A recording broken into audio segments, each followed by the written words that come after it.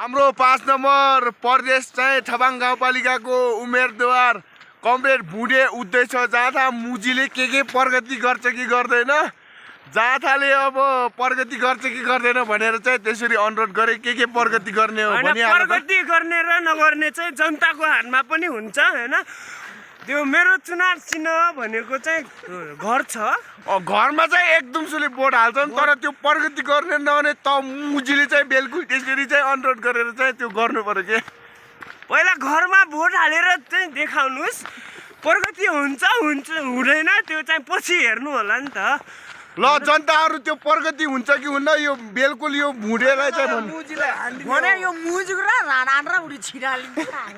त्यस्तो बिल्कुल नभन्नुस्। म सक्दो चाहिँ अब राम्रै गर्छु, आफ्नो देशलाई नभएर आफ्नो जिल्लालाई माथिसम्म पुर्याउने मेरो लक्ष्य छ। त्यसरी चाहिँ गरेपछि चाहिँ त्यसरी हुन्छ। त्यो कुरामा चाहिँ मोदीसँग कुरा भइसकेछ। त मुजीले जाडुले कामेको कि खान नपाएर कामेको हैन, हामी खान नपाएर कामेको पनि हैन, हामी भोट नपाएर कामेको हो।